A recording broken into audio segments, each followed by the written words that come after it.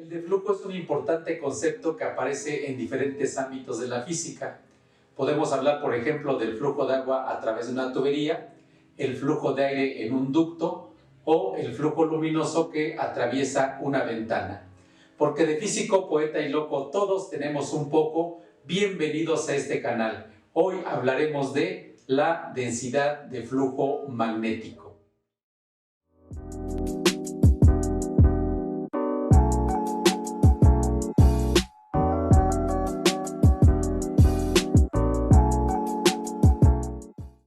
Hemos comentado que el campo magnético es la región del espacio que rodea a todo cuerpo magnético, a un imán, y en esta región ejerce influencia sobre algunos materiales como fierro, cobalto, níquel y sobre otros imanes. El campo magnético se representa gráficamente por medio de líneas de inducción, y aquí tenemos la representación gráfica del campo magnético de un imán de barra, el campo magnético del polo norte de un imán y el polo sur de otro imán en posiciones relativamente cercanas, y el campo magnético de dos polos iguales. Sabemos que el campo magnético es tridimensional, de tal forma que esto es solamente una representación gráfica, porque ya sabemos que el campo magnético, bueno, hay líneas de inducción magnética también saliendo del pizarrón, hacia afuera del pizarrón y hacia atrás del pizarrón. Y hemos dicho también que de forma cualitativa, donde las líneas están más juntas, el campo es más intenso, y donde las líneas están más separadas, el campo es más débil. Hoy hablaremos del concepto de flujo magnético, el cual está directamente relacionado con el número de líneas de flujo magnético en una región o zona. De tal forma que en esta región tenemos que hay un mayor flujo que en otra región como esta, donde las líneas están más separadas. Para medir, asignar un valor o cuantificar el valor del campo magnético en cualquier punto, vamos a introducir el concepto de densidad de flujo magnético. Para ello tenemos esta figura como un apoyo, donde tenemos el polo norte de un imán, tenemos el polo sur de otro imán, y con eso establecemos un campo magnético que está representado por estas líneas o flechas horizontales que van del polo norte al polo sur. Y bueno, tenemos ahí dentro de ese campo magnético una superficie que está formando un ángulo θ con respecto a la dirección del campo magnético. Esta superficie puede ser cuadrada, puede ser rectangular, puede ser circular o puede ser de la forma que sea. Eso no importa. Lo que nos importa es que tiene una determinada área. Esa situación que mostramos allá, aquí está representada, vista de frente. Aquí está el polo norte de un imán, el polo sur del otro imán. Aquí están las líneas de campo que son horizontales y hacia la derecha. Están igualmente espaciadas, representando de esta manera un campo magnético uniforme. Y aquí vemos el contorno de nuestra superficie que tiene área A.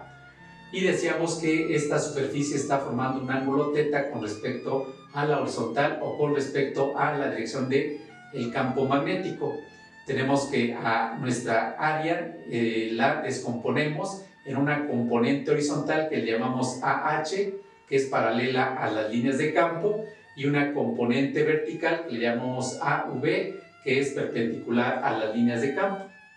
Bueno, aquí tenemos dos formas de representar la misma situación. Y definimos a la densidad de flujo magnético, representada por la letra B, como el cociente entre el flujo que atraviesa de forma perpendicular a la superficie con respecto a dicha superficie. Es el cociente entre el flujo y la superficie que está siendo atravesada de forma perpendicular. Es decir, tenemos que esta densidad de flujo B sería, de acuerdo a esa definición, el flujo que se representa con esta letra, y que es la letra phi del alfabeto griego, entre el área que es perpendicular a la dirección del campo, y en este caso nos damos cuenta que esa área es lo que llamamos AB, es el área vertical, o también llamada área efectiva. Bueno, de acuerdo a esta construcción geométrica, aquí tenemos un triángulo rectángulo que tiene una hipotenusa, que es el área de la superficie, tiene un cateto que es AH, la componente del área horizontal, y el otro cateto es AB. Si de este triángulo rectángulo sacamos la función seno, tendríamos que seno de ese ángulo θ recordamos, esta función es el cateto opuesto entre la hipotenusa, es decir, en este caso es AB sobre A. De aquí despejamos el área vertical, la componente vertical del área, y tenemos que AB es igual a A seno de θ. Y bueno, pues esta es la forma como hacemos uso de esta construcción geométrica para esta expresión llevarla a lo siguiente. Tenemos que la densidad de flujo magnético es el flujo sobre esa área AB, que es A seno de θ. Y esta es la expresión que nos permite calcular la densidad de flujo magnético a través del flujo y del área que está siendo atravesada de forma perpendicular por las líneas de inducción magnética. Veamos las unidades de esta expresión. Ya dijimos que phi representa el flujo y el flujo magnético se mide en el sistema internacional en una unidad que se llama Weber. Se representa con la letra W y tenemos que el área se mide en metros cuadrados en dicho sistema y sabemos que seno de θ no tiene unidades, de tal forma que en el sistema internacional de unidades la densidad de flujo magnético se mide en Weber sobre metro cuadrado y esta unidad recibe el nombre de Tesla. De tal forma que, bueno, pues la densidad de flujo magnético se mide en teslas en el sistema internacional de unidades. Bueno, tenemos que en el sistema gaussiano o sistema CGS el flujo magnético se mide en la unidad llamada Maxwell y se representa con mx, y el área se mide en centímetros cuadrados. Estas serían las unidades en el sistema CGS o sistema gaussiano, y un Maxwell sobre centímetro cuadrado recibe el nombre de Gauss, que sería otra unidad para la densidad de flujo magnético en el sistema llamado CGS. Bien. Bueno, esta es nuestra expresión para la densidad de flujo magnético. Si de aquí despejamos el flujo magnético, que pues ya dijimos que es phi, tendríamos lo siguiente. Entonces tenemos que phi es el flujo magnético y es, de acuerdo a esa expresión, el producto de la densidad de flujo magnético por el área por el seno de θ. Y entonces esta expresión nos dice que el flujo magnético es directamente proporcional a la densidad de flujo magnético. Si tuviéramos aquí un campo más intenso, tendríamos más líneas de inducción en esta zona y tendríamos un flujo mayor atravesando nuestra área. Si nuestra área fuera de valor mayor, tendríamos también más flujo atravesando dicha área. Y también tiene que ver con la inclinación, con la posición de nuestra área con respecto a las líneas del campo magnético θ. Bueno, esta es la situación general, pero si tenemos una situación como esta, donde el área es perpendicular a las líneas de campo, tenemos que en esta situación θ vale 90 grados, y el seno de 90 es 1, y ese es el valor máximo para cualquier otro ángulo, y por lo tanto en esta situación tenemos flujo máximo, y el flujo máximo es pues simplemente el campo por el área, B por A. Tenemos esta otra situación donde el área está paralela a las líneas de campo, por lo tanto en este caso tenemos que θ vale 0 grados, el seno de 0 nos da 0, por lo tanto aquí el flujo, en esta situación tenemos un flujo nulo o flujo 0, dado que ninguna línea de campo está atravesando nuestra superficie. Bueno, entonces después de estas dos situaciones particulares, extremas, recordamos que esta es nuestra situación general, a partir de la cual hemos definido la densidad de flujo y a partir de la cual podemos hablar con un poco más de detalle del concepto de flujo magnético. Bueno, a continuación haremos uso de estas expresiones para pues familiarizarnos con la terminología, con la nomenclatura que estamos usando y con las unidades de medida. Bien, aquí está nuestra expresión y hacemos un resumen. Ya dijimos que phi representa el flujo magnético y se mide en Weber en el sistema internacional y se mide en Maxwell en el sistema CGS. Tenemos que A representa el área de la superficie, se mide en metros en el sistema internacional y en centímetros cuadrados en el sistema CGS, metros cuadrados y centímetros cuadrados. Θ es el ángulo entre la superficie y las líneas de inducción del campo. Y B representa la densidad de flujo magnético que se mide en teslas en el sistema internacional y en Gauss en el sistema CGS. Bien, después de este resumen hacemos este problema que dice que una superficie rectangular de 12 centímetros de ancho por 24 centímetros de largo se encuentra formando un ángulo de 30 grados con respecto a las líneas de inducción de un campo magnético uniforme. Si un flujo total de 3 miliweber atraviesa la superficie, determinar la densidad de flujo en teslas y en Gauss. Queremos la densidad de flujo. De aquí obtenemos, como siempre, nuestros datos. Tenemos el ancho de nuestra superficie rectangular es de 12 centímetros. El largo son 24 centímetros. Y tenemos que nuestra superficie se encuentra formando un ángulo de 30 grados respecto al campo.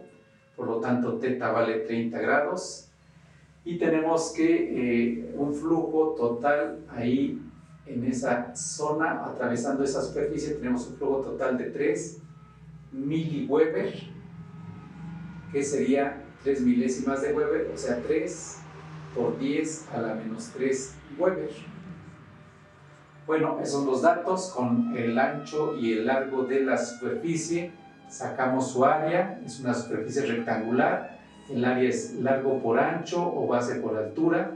Y sería multiplicar esto en metros, lo ponemos en metros como 0.24 metros por 0.12 metros. Y bueno, pues ahí multiplicamos estas dimensiones de nuestra superficie, 0.24 por 0.12 y nos da 28.8 por 10 a la menos 3. Tenemos un área de 28.8 por 10 a la menos 3. Claramente metros cuadrados. Metro por metro nos da metros cuadrados. Y ya tenemos el área. Bueno, usamos nuestra fórmula que nos dice que la densidad de flujo es el flujo magnético sobre A seno de θ.